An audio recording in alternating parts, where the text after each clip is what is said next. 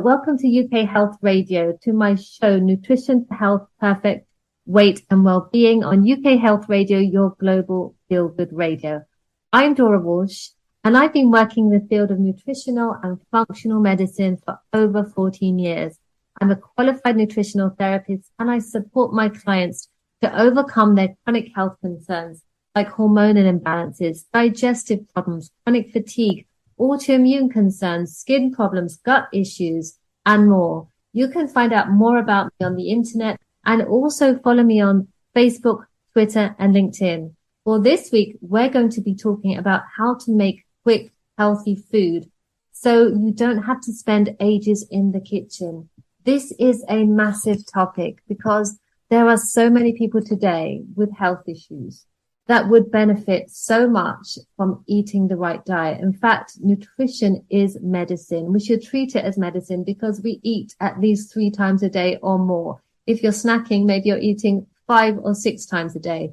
So at every opportunity, we have the chance to have good food and to use that as medicine. Now, food can change how your body works. It can change your digestion. It can change your skin. It can change your energy. It can reverse your health problems. In fact, we know that most chronic diseases are caused by poor diet and lifestyle choices. So the answer really is nutritional medicine and a healthy lifestyle. Now, but how do you do it? Maybe you don't like going into the kitchen. Maybe you don't make that time for yourself. Maybe you don't know how to cook, or you don't want to cook, or you think it's very expensive to have a healthy diet. To break those lies and those myths, I've got an amazing person here on the show this week. It's Cathy Mosely, and she's the founder of Boundless Activated Snacking. She's an absolute expert in gut health and nutrition. And you can find out more about her and her activated snacks on weareboundless.co.uk. Cathy is an ex-trader from the city, turned foodie. She had her own digestive issues, and she realized that she could support countless people with their gut health. And she's now on a mission to break that gut health taboo. She knows loads about making healthy food quickly and easily and cheaply so that you don't have to spend ages in the kitchen. It's great to have you on the show, Cathy.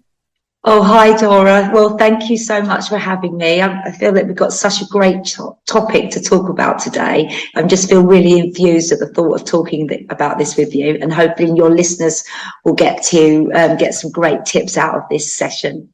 Definitely, because the last time we spoke, something really struck me that you said, when you're in the kitchen, you think to yourself, I'm worth it. I'm worth that time, because you've actually made that connection between what you're eating, your health, how you're feeling and how you're looking. And I think other people need to know that as well, don't they? Yeah, oh my God, absolutely. And I think that's probably a real fundamental thing, in the sense that, you know, eating is about enjoyment and, you know, having great time and feeling good whilst you're eating. But I think the connection outside of that is sometimes lost, and it's not just about that moment of sensation that you're enjoying, but it's about your overall well-being, and about how food can make you feel so much different in your everyday life. And I think that we've kind of got a bit disconnected from that, where our lives have been so busy. And I know what it's like, you know, as a founder of a business, I spend so many hours working every day, and life's busy with everybody in their general work life or family life or everything else that kind of seems to suck up our time, or social media that we all tend to spend hours on all the time. But we've got disconnected from the fact that food is actually so much for our soul, for our overall well-being. And we've kind of got into that kind of step where the big conglomerates kind of feed us food that can be, you know, we can have and eat within 20 minutes, that don't provide us with any of the nutrition we really need, or any of the overall gut health that we need to be mindful of. And it's, you know, it's really sad to think that is happening. And I think that kind of is reflective in like how, you know, we've got so much obesity in the UK now, and the fact that, you know, we've got so many different gut health issues that obviously affect people in a multitude of ways. And I'm really passionate about maybe, you know, trying to change this for people without it seeming overwhelming and without it seeming unobtainable. A lot of people are worried about going into the kitchen. They're worried that to be healthy, they need to be making these big meals and adding loads of stuff and it's liquidizing and mashing and doing this and that. Let's start from the beginning, because I know you weren't always into healthy eating. How did you start when you were first into this? How did you start creating healthy, quick food for yourself that meant you didn't have to spend ages in the kitchen? Okay, yeah, and I think that is probably the biggest worry, isn't it? The fact that you're going to be in the kitchen, being completely discombobulated, not knowing what you're doing, and just feeling overwhelmed. And anything that makes you feel overwhelmed makes you feel completely and utterly uncomfortable. And if you feel uncomfortable, you're just not going to try, which I totally understand. So I think the first and foremost thing is prep. And when I say prep, that's not like cutting everything up and, you know, laying everything out. That's another stage. The first prep is making a list of the actual ingredients and shopping list that you need. Because if you don't have things in front of you, then you can't cook them. It's quite simple. And I actually think that is the initial effort, making a list and buying what you need in order to cook. And that's how I started doing it. I kind of started to think to myself, okay, what is it I need in the week that's going to actually help me, you know, help me make choices that are going to be better for me? Because otherwise, if I didn't make a list and I didn't go shopping, I'd buy on the hop. And okay, that can kind of work for you for several days a week or one day a week or whatever it is, but it's not going to give you what you actually need. So I think it's prepping, it's making those lists and kind of like going into a supermarket or your local store, whatever it is, and then being able to think, you know, here I go, this is what I need, you know, rather than just buying things off the shelf that I kind of like twinkle at you from a magpie point of view, and you end up kind of like making food that actually, or prepping food or heating food up that actually isn't going to give you anything. I love that list. Now, what is on your list, Cathy? What okay. People need to think about?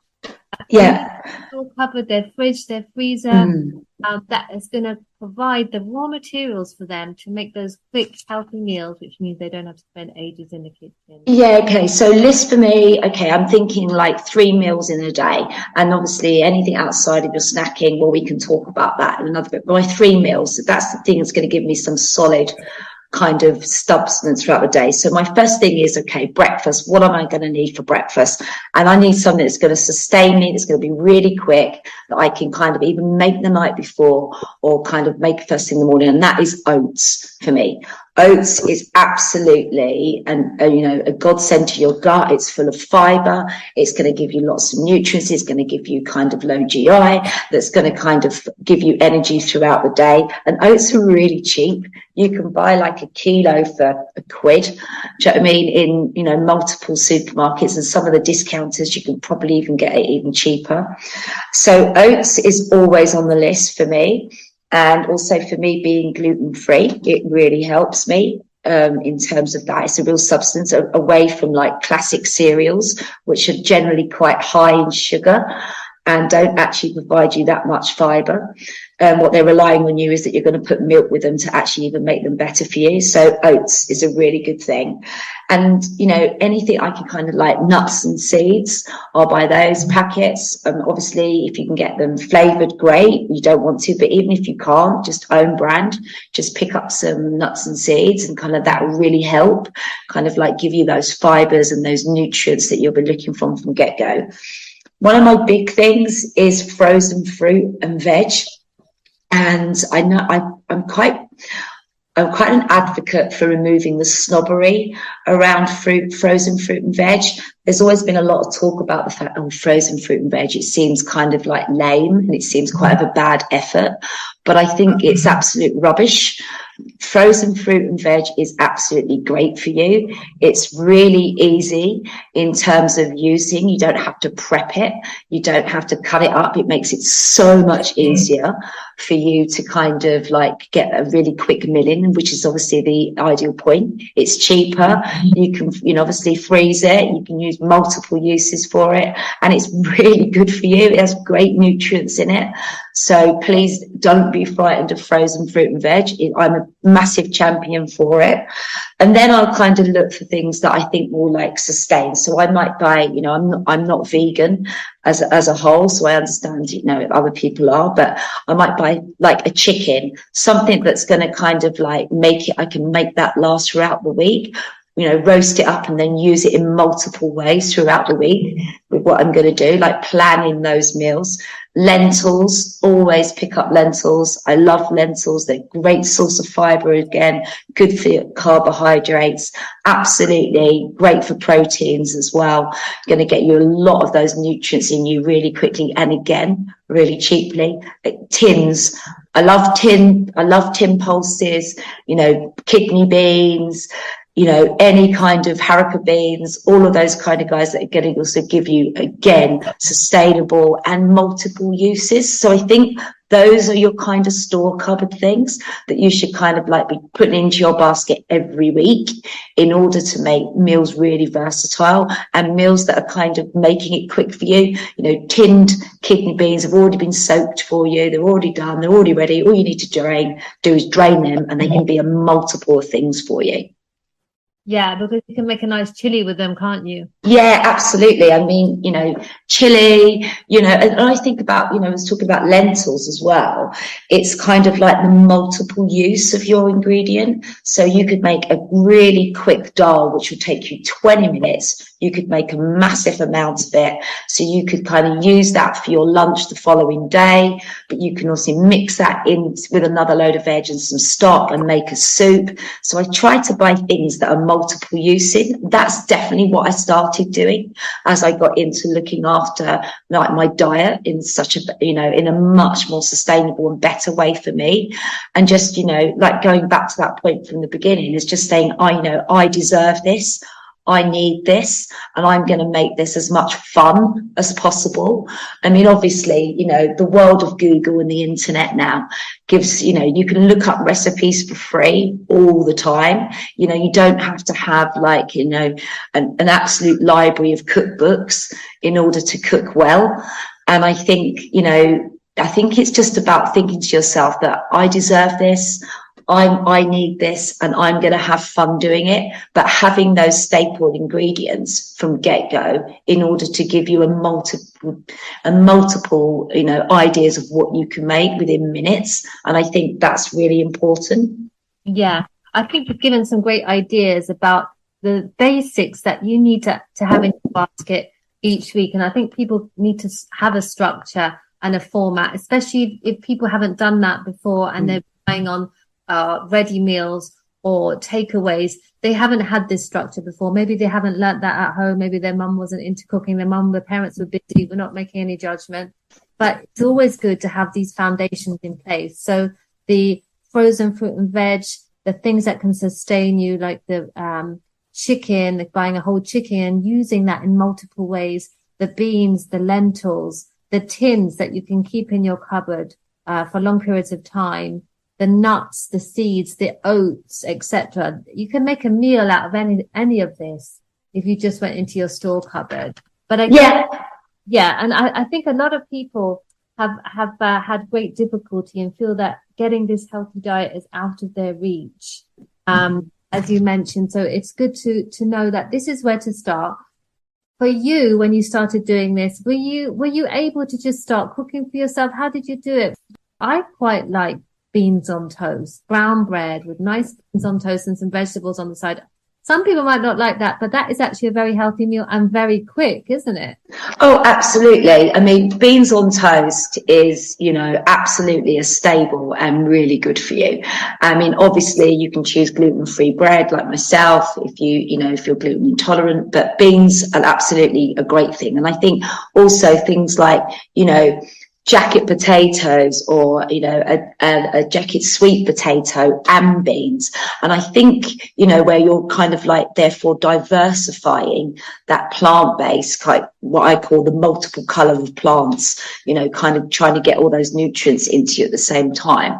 And I think what you should also do in terms of to start the healthy diet, and what you said, what I did was, I didn't just suddenly say, right, tomorrow I am going to now cook every single day for my entire life and make a multiple of things. I think that is probably one of the biggest switches that people have difficulty with. And I think that's probably why lots of people feel, oh God, no, it's too much.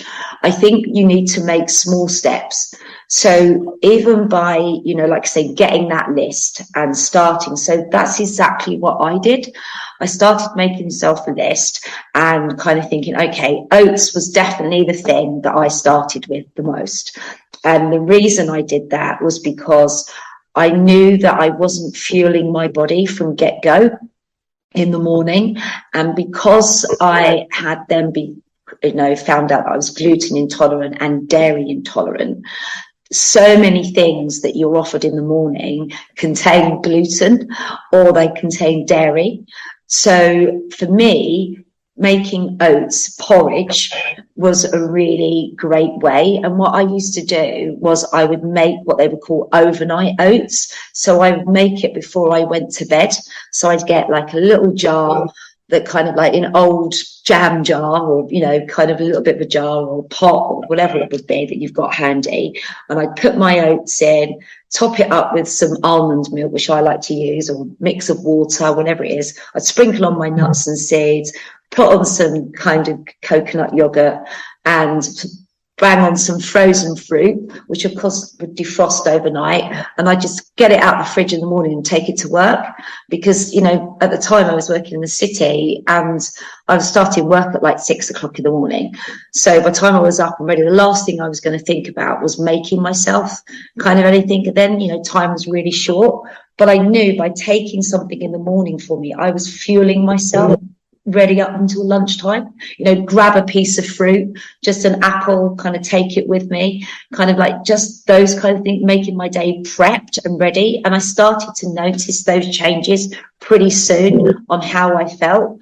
And then that kind of like then pushed me into like getting home and kind of like making stir fries. So like I was saying to you, like making the chicken, I'd make a chicken on a Sunday, roasted chicken on a Sunday, and then I'd like use it and shred it, sort of thing. So kind of like when I was making a stir fry on a Monday evening, which was a step up from where I've been going, rather than just buying something that was kind of put together for me, because I could make that stir fry from a bit of the chicken and some of my frozen veg within minutes.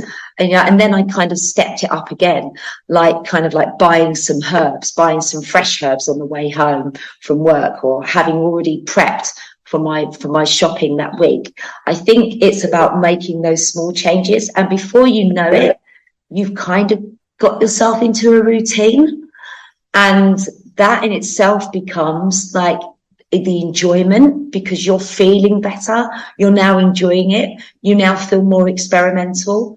I think also the other thing that I did quite a lot was I batch cooked as well. So like I'd make a shepherd's pie and kind of, get some, mince. I normally would use like 5% fat mince, and put in some onion and, tomato paste, a tin of tomatoes. And then you like cut up some carrots, or actually throw in some of my frozen diced carrots that you can buy, frozen onion as well, because I lived in central London and I lived in, a small apartment, so I didn't have loads of space for storage. So the freezer was my friend, kind of thing. And, and then I kind of like thought, well, I'll make 3 of those, and I'll batch it, and I'll put that in the freezer, so that when I got up in the morning, I'd take that out of the freezer, pop it on the side, it'd be defrosted by the time I come home, and it'd take like 10 minutes in the microwave to heat it up, or if I had longer, half an hour in the oven. And I think it's when you start to eat that way and you realize that how much better you're feeling and the nutrients that you're feeling, and your mind feels so much better that you start to think, well, actually, I'll do a little bit more. I'll do a little bit more. And I think it then becomes second nature to you. And I think that's the big taboo, that most people feel that if you're going to make the change, it needs to be so instant. And I think that's quite hard. I think, we're all just real people, aren't we? Just trying to live real lives. And I think it's important, therefore, to kind of make those steps small. And before you know it, your life has changed. Just starting just with the breakfast. It's a wonderful story, because a lot of people, you were going straight to work in the morning. In an ideal world, you'll be sitting in a nice garden, having a breakfast slowly and relaxing, but you knew you didn't have time for that. So you had to make the best of it. So you spent that bit of time soaking those oats, defrosting those frozen fruits, sprinkling the nuts on your oats, just so it's all ready for you to just pick out of the fridge and take straight to work in the morning, because you're leaving early.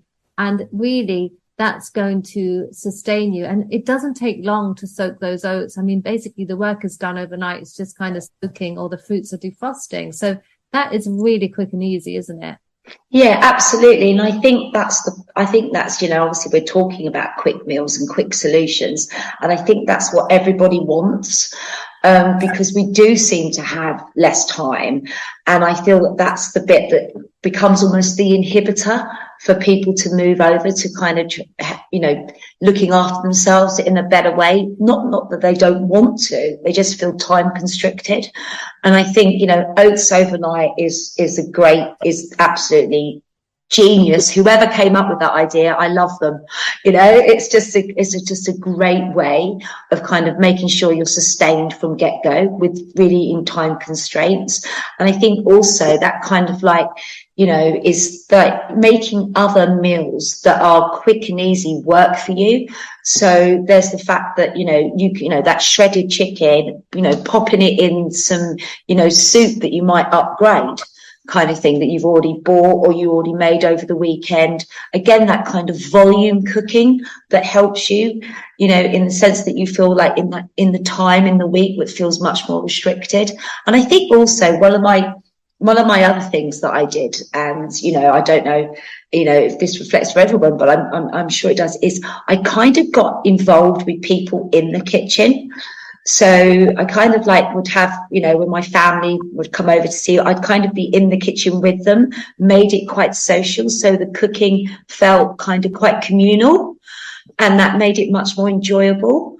And I felt that helped me make meals that were much more in advance for me, sort of thing. I'm making for somebody else coming in. Well, I'll make another one of those for the week, and I think that's really important. I think, cooking should be social. It doesn't necessarily have to feel isolated.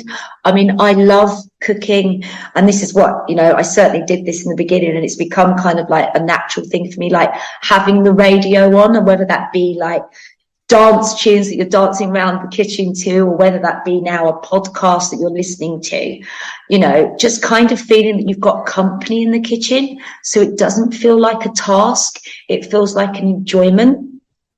Yeah, I totally agree, because sometimes going into the kitchen on your own, feeling you have to batch cook all this stuff and have all the right ingredients, it's very daunting. You think, oh, this is going to take time. But actually, when you have people in the kitchen, it might not literally cut down the time, but you feel like it's cut down the time, and you've all benefited from it. And there is a value in that.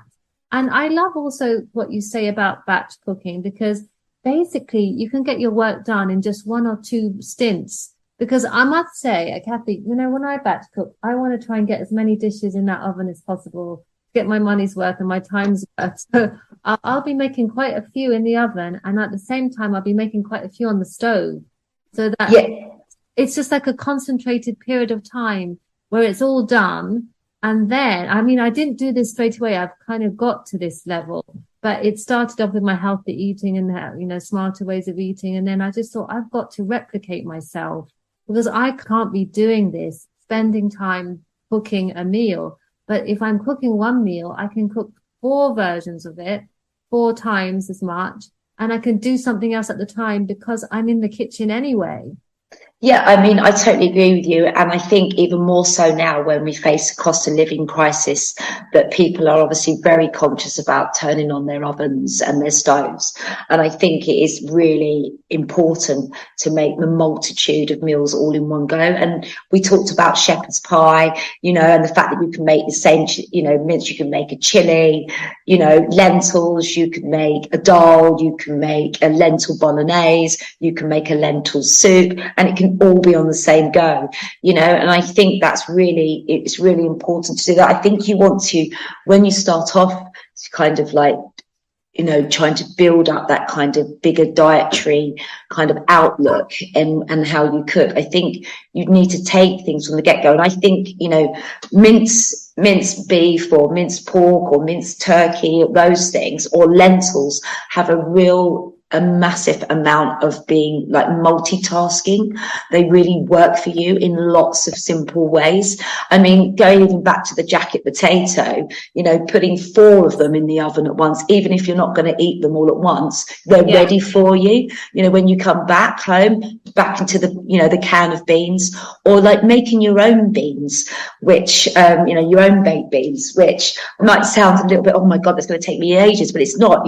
A few cans of multiple different kind of beans and a tin of baked beans, and a can of tomatoes, mix that up, salt and pepper, bit of Tabasco sauce if you fancy a bit of heat, some, Worcester sauce or tamari or soy sauce, whatever it is, give it some, and that is a glut for you there. That's going to give you at least 2 or 3 meals, because you could just take that to work with you, in a little container.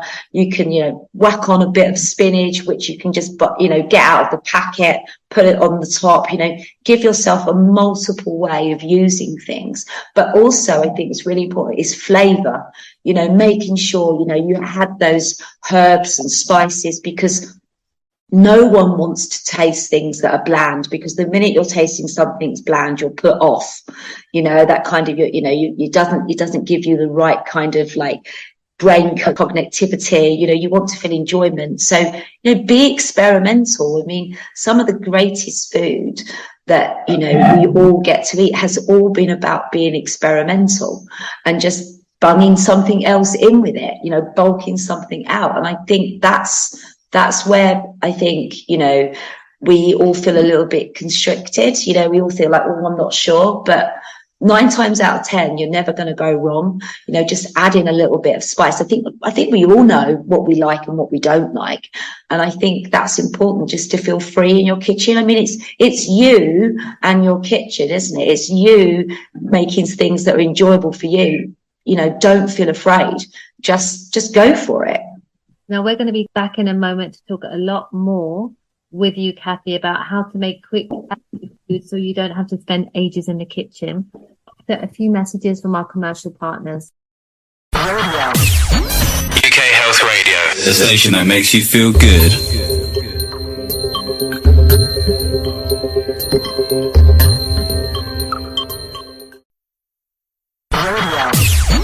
UK Health Radio, the station that makes you feel good.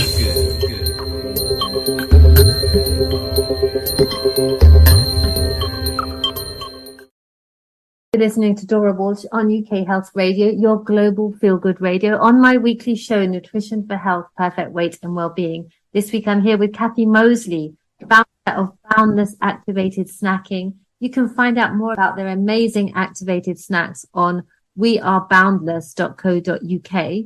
Now, Cathy, we're talking about how to make quick, healthy food so you don't have to spend ages in the kitchen. It's a major hot topic. A lot of people realize they need to cook at home more, especially because eating out and takeaways are too expensive these days. And also because we need to be healthier, but we want to do it in an easy way. And you've given us some amazing ideas. You've talked about having that structure, having that list from the beginning, and really knowing what needs to be in your basket each week.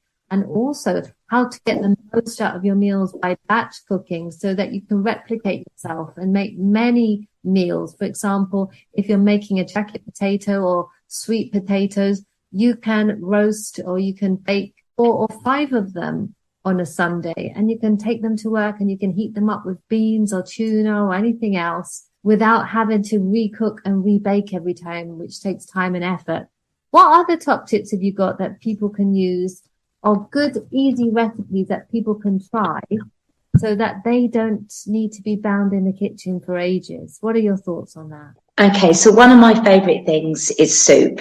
I absolutely love soup, and I find it really nutritious. And most people think of soup just being like cream of tomato and something kind of like, doesn't actually sustain you.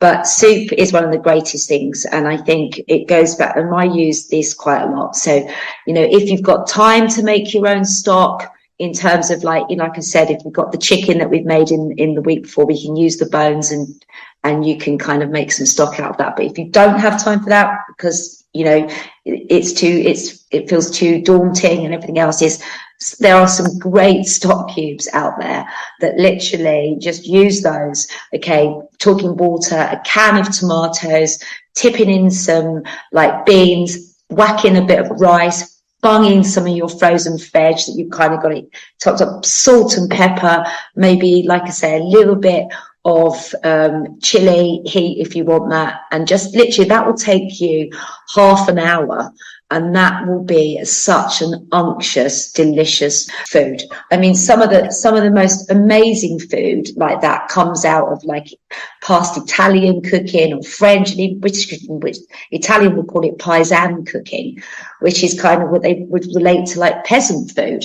And that peasant food is obviously all about just using what you've got to hand and making it very quickly, but really unctuous and fulfilling and nutritious. Soup is absolutely a crowd pleaser.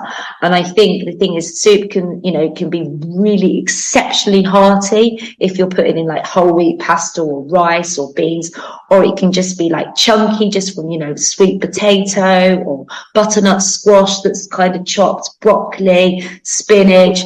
Tin tomatoes are great. They are absolutely a staple in my house. I have loads of cans of tin tomatoes. I use them all the time. Like I say, sprinkling on some nuts and seeds into soup. It is absolutely one of the quickest meals you can make, and it is really absolutely nutritious for you. Are you freezing your soup, Cathy? Yeah, I do. I freeze. Well, to be fair, Dora, if there's any left, because I'm quite greedy on the soup. But yeah, I do freeze the soup because they are great for freezing, and they're perfect for that. I also, I keep some in the fridge, in terms of making sure that I've got soup today that I made yesterday that I've made for about 3 days this week, but it's in my fridge so I can quickly get it out at lunchtime, so I can kind of devour that and not have to think about what I'm going to eat, but yeah, literally know I'm going to eat something that's really good for me. I think soups are just great. Rice and pasta is, in terms of whole wheat, for me, I can't eat pasta, but for everyone, obviously I eat a lot of rice, but for everybody else is the fact that it is such a quick, easy win in terms of where you are. And and a tin of tomatoes poured over pasta with some olive oil, maybe a bit of parmesan, chopped up walnuts, my god, and so again, some frozen broccoli or some frozen peas out of the fridge is just so quick to make. You're talking 10 minutes. This is what people need. This is what people need, because we don't have time after work to come home and do these things. I mean, there are always some people that love cooking. They do it for a hobby. They do it to wind down. But some people are tired, and you just have to make it real for them. I love what you say about the passata. That's one of my favorites as well, over pasta. And you can do it over gluten-free pasta as well. I like to add shreds of smoked salmon to it and other vegetables to make a sauce for the pasta, which is a bit more fulfilling because it's got a bit of protein in there. It's got some good fats on the salmon. You can add a tin of tuna to it. You can add a tin of sardines to it if you like sardines. It's very easy.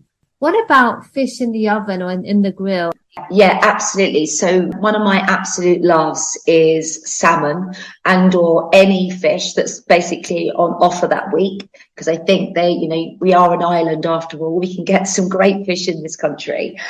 And I do a classic, which I literally do this. I turn the oven on to around about 160, obviously fan assisted, so 180 outside of that. And then I literally place a piece of fish, whether that be salmon, whatever it is going to be, in some tin foil, squeeze over some lime juice or lemon juice, whatever you've got to hand, and that can come out of a bottle if you haven't got fresh. Sprinkle that with some salt and pepper, and I whack that in the oven for like 20 minutes and done. At the same point, I'll be kind of like making some rice with that on the stove. That's going to take me 10 minutes also to do some rice or some pasta, gluten-free, whatever it is.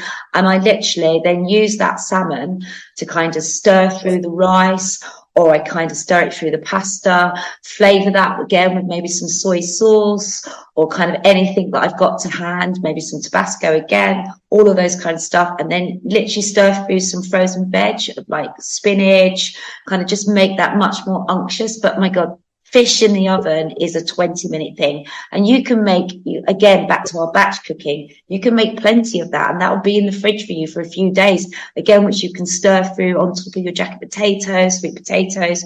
You can add to your soup, you know, again, making that work for you. But it's 20 minutes in the oven, literally, so quick. For you to for you to put the kettle on, put some stuff down, put the kids over one side, or kind of finish an email, whatever it is, before you know it, it'll be done, and it'll be absolutely so tasty for you. It's absolutely one of the things I cook at least once a week. And I guess with that fish, if you wanted to just eat it as a straight fillet and didn't stir it into your pasta, you'd be reheating one of your sweet potatoes in the oven while you're making the fish. Absolutely. Totally making, again, that whole diary prep list work for you all week, because there you are, you know, the sweet potatoes done, just whack it. Yeah, absolutely. Put it in the oven next to your fish. Totally making all of that work for you. You know what I'm loving at the moment with fish prep? I went online to buy these glass Pyrex dishes that you can as packed lunch boxes as well. So you it's got a bamboo lid or a plastic lid, but it's glass. So I get my salmon steaks. I could get 2 in one of those dishes, or I can get a smaller dish and just prep for 1. I'll do frozen onions from the freezer, pre-chopped, either red or white. I'll put that in as the base, and I tear a bit of bok choy or kale or whatever. It could be spinach. I put a bit of garlic powder in there as well, because I don't have time to chop the garlic. I put my salmon steaks in on top of those vegetables. I sprinkle a bit of tamari, which is gluten-free soy sauce, bit of coconut oil on top. And I literally have those packed lunch boxes in the fridge. They can either be cooked and we keep them in the fridge and then eat them, or we heat them, or we can just come home and they're literally all prepped in there in the dishes. So we literally just put them in the oven like a ready meal. Like I basically made my own ready meal, but it's all ready, and my husband can take them to work. I love prepping fish in this way, and I do a few in the week. Yeah, Dora, I totally agree with you. And I think it goes back to what we were saying, don't we, regarding the overnight oats. It's having it all prepped so it just feels completely at your disposal. And it doesn't, you know, in that sense that having it in these kind of, like you say, the little Pyrex dishes, which, you know, you can get anywhere, and you can, all the discounters sell them at cheap as well. So the thing is just having it ready. So you're just taking it out the fridge, putting it in the oven, or, you know, like you say, sometimes the microwave.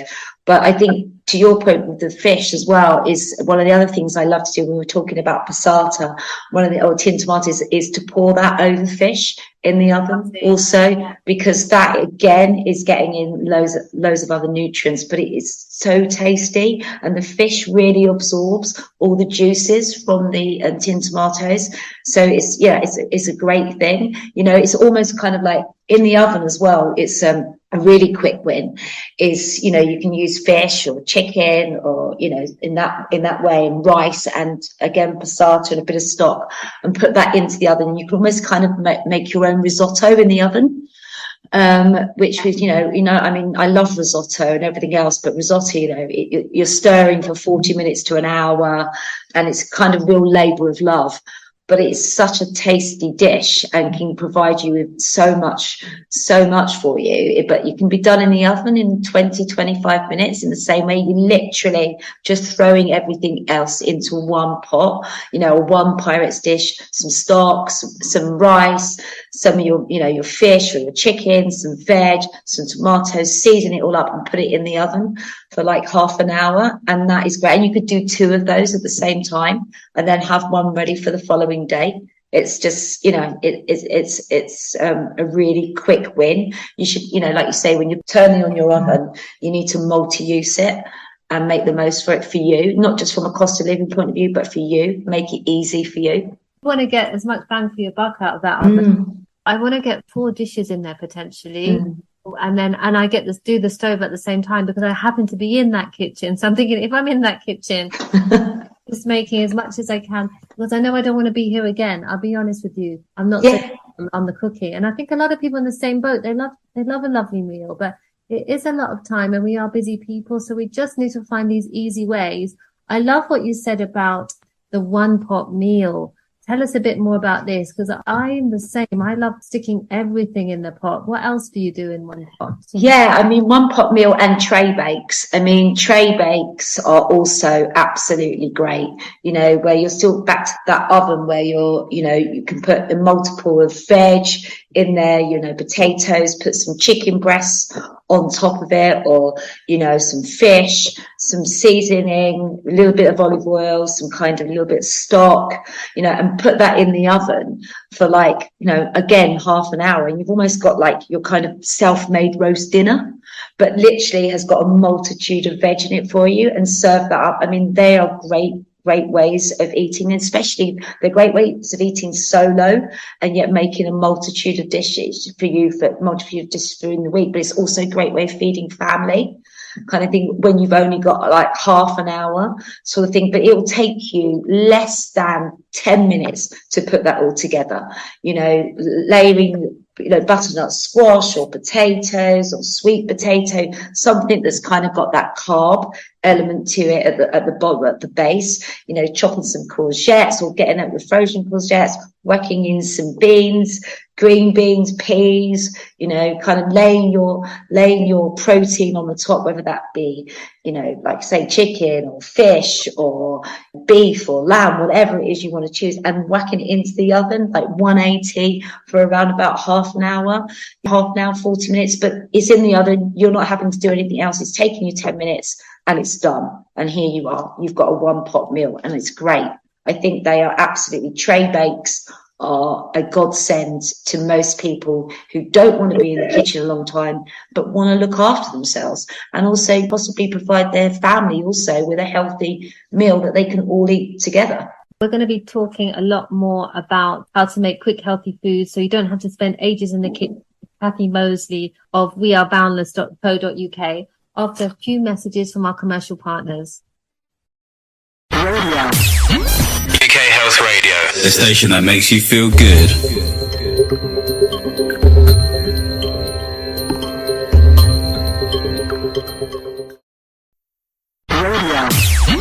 UK Health Radio, the station that makes you feel good.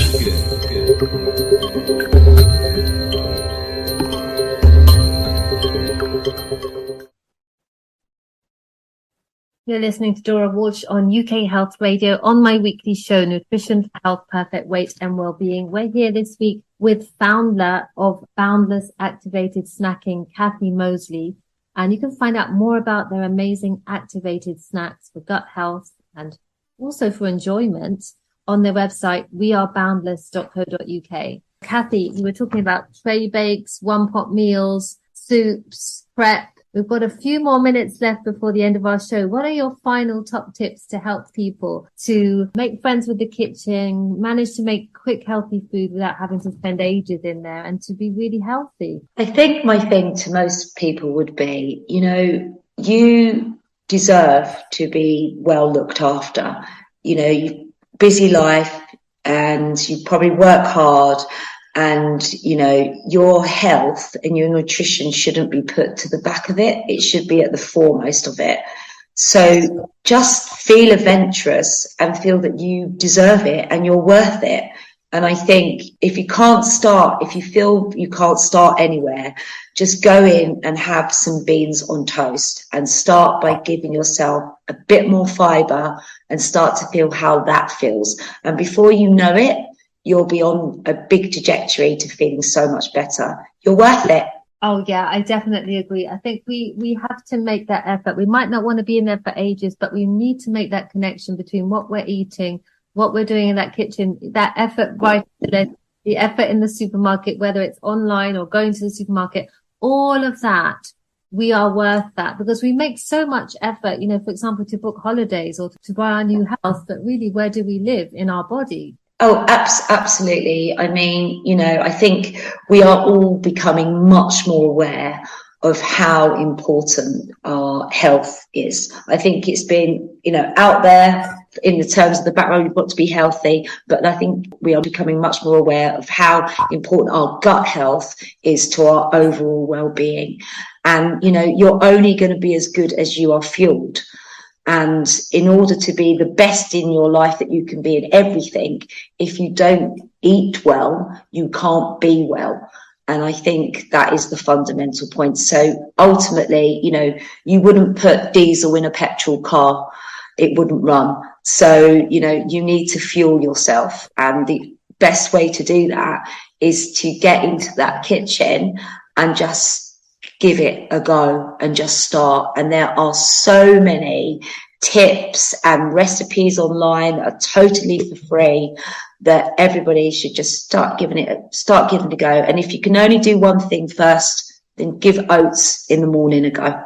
Lovely. Now, just before you go, just give us a little shout out about your amazing snacks, which are wonderful for gut health, which is at the foundation of our overall health. And just tell us a bit about them, because obviously that makes things easy when you have some good snacks that you can pack in your bag or keep at home. Yeah, absolutely. I mean, so we make activated snacks, which make you and your gut feel good. So we're about delivering good gut health to you on the go. And I think that's what's really important about snacking, is that you need to now make sure that your snacks are functional, that they're doing something for you, not just kind of giving you a sugar high. So our snacks are all about looking after that gut health by making sure that you absorb more nutrients. It stops you from bloating and it makes you feel fuller for longer. And I think that's what snacking should be about. Not to mention, of course, Dora, amazingly tasty, right? Of course, it has to be tasty. Now, Cathy, it's been wonderful to have you on the show. I hope to speak to you again. It's always a pleasure to speak to you. And for our listeners today, thank you for listening in and listen out for the show next week. Thank you so much for having me.